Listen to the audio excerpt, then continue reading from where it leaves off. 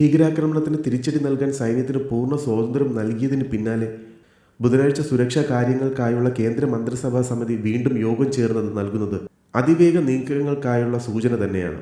സാമ്പത്തിക കാര്യങ്ങൾക്കും രാഷ്ട്രീയ കാര്യങ്ങൾക്കുമായുള്ള മന്ത്രിസഭാ സമിതിയും യോഗം ചേർന്നിരുന്നു. പഹൽഗാമിൽ വിനോദസഞ്ചാരികളെ കൊലപ്പെടുത്തിയ ഭീകരരെ ജീവനോടെ പിടികൂടാനാണ് സൈന്യത്തിന് സർക്കാർ നിർദ്ദേശം നൽകിയിട്ടുള്ളത്. കൂട്ടക്കൊലയ്ക്ക് പിന്നാലെ സത്യാവസ്ഥ മനസ്സിലാക്കുന്നതിനും പാക് പങ്ക് തെളിയിക്കുന്നതിനുമാണ് ഭീകരവാദികളെ ജീവനോടെ പിടിക്കണമെന്ന് കർശന നിർദ്ദേശം സർക്കാർ സൈന്യത്തിന് നൽകിയിട്ടുള്ളത്. പ്രാദേശിക തലത്തിൽ ഭീകരർക്ക് പിന്തുണ നൽകിയവരെ ഇല്ലാതാക്കാനുള്ള നിർദ്ദേശവുമുണ്ട്. എത്ര ഭീകരരാണ് ആക്രമണം നടത്തിയതെന്ന കാര്യത്തിൽ സുരക്ഷാ ഏജൻസികൾ ആശയക്കുഴപ്പത്തിലാണ്. ഇതിൽ ഉടൻ വ്യക്തത വരുത്തും. അതിനാകും മുൻഗണന. NIA സംഘം ബുധനാഴ്ച ബൈസറിലെത്തി. ഫോറൻസിക് വിദഗ്ധരും ഒപ്പമുണ്ടായിരുന്നു. തെളിവ് ശേഖരണത്തിന്റെ ഭാഗമായി ആക്രമണ രംഗങ്ങൾ പുനഃസൃഷ്ടിക്കുകയും കാശ്മീരിൽ മറ്റൊരു ആക്രമണത്തിനു കൂടി ദ റെസിസ്റ്റൻസ് ഫ്രണ്ട് തയ്യാറെടുക്കുന്നതായി ഇന്റലിജൻസ് ഏജൻസികൾ മുന്നറിയിപ്പ് നൽകിയതായും ആക്രമണ സാധ്യതയ്ക്കുള്ള മേഖലകളിൽ സുരക്ഷ ശക്തിപ്പെടുത്തുവാനും സർക്കാർ സേനാംഗങ്ങൾക്ക് നിർദ്ദേശം നൽകിയിട്ടുണ്ട്.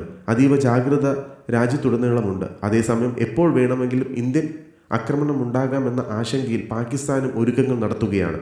ഇസ്ലാമാബാദ്, റാവൽപിണ്ടി നഗരങ്ങളിലും പാക് അധീന കാശ്മീരിലും F-16 യുദ്ധവിമാനങ്ങൾ വിന്യസിച്ചു. ജിൽജിത്തിലേക്കും സ്കർദുവിലേക്കുമുള്ള വിമാനം പാകിസ്ഥാൻ എയർലൈൻസ് റദ്ദാക്കി. പഹൽഗാം ഭീകരാക്രമണത്തിന്റെ പശ്ചാത്തലത്തിൽ ഇന്ത്യയും പാകിസ്ഥാനും തമ്മിലുള്ള പ്രശ്നങ്ങൾ ഗുരുതരമാകുന്ന സാഹചര്യത്തിൽ വ്യോമമേഖല അടച്ച് കടുത്ത നടപടിയുമായി ഇന്ത്യ വ്യക്തമായ സന്ദേശം നൽകിയ സാഹചര്യത്തിലാണ് ഇതെല്ലാം. പാകിസ്ഥാൻ എയർലൈൻസ് വിമാനങ്ങൾക്കും പാകിസ്ഥാനിലേക്ക് സർവീസ് നടത്തുന്ന കമ്പനികൾക്കും ഇന്ത്യൻ വ്യോമപാത ഉപയോഗിക്കാനാകില്ല.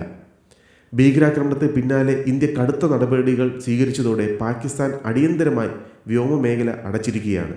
ഇതിന് പകരമായാണ് ഇന്ത്യയുടെ നടപടി.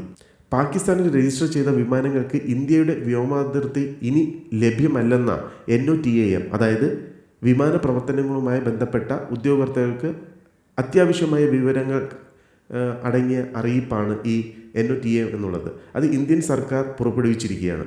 ഏപ്രിൽ 30 മുതൽ മെയ് 23 വരെയാണ് ഇപ്പോൾ അടച്ചിടുക. പിന്നീടുള്ള നടപടി അടുത്ത ഘട്ടങ്ങൾ സ്വീകരിക്കും. പഹൽഗാം ഭീകരാക്രമണ വീഴ്ചയ്ക്ക് പിന്നിലെ കേന്ദ്ര സർക്കാർ ദേശീയ സുരക്ഷാ ഉപദേശക ബോർഡ് അഴിച്ചു പണിതിട്ടുണ്ട്. ആക്രമണം സംബന്ധിച്ച മുന്നറിയിപ്പ് ഉണ്ടായിരുന്നില്ലെന്ന് സർവകക്ഷി യോഗത്തിലും സർക്കാർ അറിയിച്ചിരിക്കുകയാണ്. ഇന്റലിജൻസ് വീഴ്ചയിൽ രാജ്യത്തിന് വിമർശനം ശക്തമാകുന്നതിനിടയിലാണ് അഴിച്ചുപണി.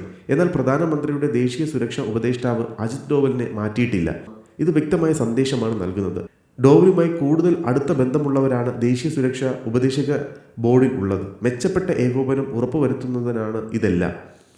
മുൻ റോ മേധാവി അലോക് ജോഷിയെ ചെയർമാനായി നിയമിച്ചു. മുൻ എയർ മാർഷൽ PM സിൻഹ, മുൻ lieutenant general AK Sinha, rear അഡ്മിറലായിരുന്ന മോണ്ടി ഖന്ന എന്നിവരെ ബോർഡിൽ ഉൾപ്പെടുത്തി. മുൻ IPSകാരായ രാജീവ് രഞ്ജൻ വർമ്മയും മൻമോഹൻ സിംഗും മുൻ IFS ഉദ്യോഗസ്ഥൻ B വെങ്കടേഷ് വർമ്മയും ബോർഡിലുണ്ട്. ഏതായാലും അതിർത്തിയിൽ ഇന്ത്യ കർശന നടപടിയിലേക്ക് പോവുകയാണ്. നിയന്ത്രണ രേഖയിലും ജമ്മു കാശ്മീർ രാജ്യാന്തര അതിർത്തിയിലും പ്രകോപനമില്ലാതെ പാകിസ്ഥാൻ നടത്തുന്ന വെടിവയ്പ്പിനെതിരെ ഇന്ത്യയും താക്കീത് രാജ്യാന്തര തലത്തിൽ ചർച്ച ചെയ്തിട്ടുണ്ട്. ഇന്ത്യ ഏതറ്റം വരെയും പോകുന്നതിൻ്റെ സൂചനയാണിത്. ഇതിന് മുന്നോടിയായാണ് താക്കീത്. ഇരു രാജ്യങ്ങളുടെയും DGMമാർ നടത്തിയ സംഭാഷണത്തിലാണ് ഇന്ത്യ നിലപാട് വ്യക്തമാക്കിയത്. പഹൽഗാം ഭീകരാക്രമണത്തിന് ശേഷം തുടർച്ചയായ നിയന്ത്രണ രേഖയിൽ പാകിസ്ഥാൻ വെടിവെയ്പ്പ് നടത്തുന്ന പശ്ചാത്തലത്തിലാണ് ഇരു രാജ്യങ്ങളുടെയും DGMമാർ സംസാരിച്ചതും താക്കീത് നൽകിയതും. നിലവിൽ രാജ്യാന്തര അതിർത്തിയിലെ വെടിനിർത്തൽ കരാർ ലംഘനമാണ് പാകിസ്ഥാൻ നടത്തുന്നതെന്ന് ഇന്ത്യ ചൂണ്ടിക്കാട്ടി. ഏപ്രിൽ 26-നും 27-നും ടുട്ട്മാരി ഗാലി, റാംപൂർ സെക്ടറിലെ നിയന്ത്രണ രേഖയിൽ പാകിസ്ഥാൻ സൈന്യം നടത്തിയ വെടിവയ്പ്പിനെതിരെ ഇന്ത്യൻ സൈന്യം ശക്തമായി തിരിച്ചടിച്ചിരുന്നു. പഹൽഗാം ഭീകരാക്രമണത്തിന് മറുപടി നൽകുന്ന കാര്യത്തിൽ തീരുമാനമെടുക്കാൻ സൈന്യത്തിന് കേന്ദ്ര സർക്കാർ പൂർണ്ണ അധികാരവും നൽകിയിട്ടുണ്ട്.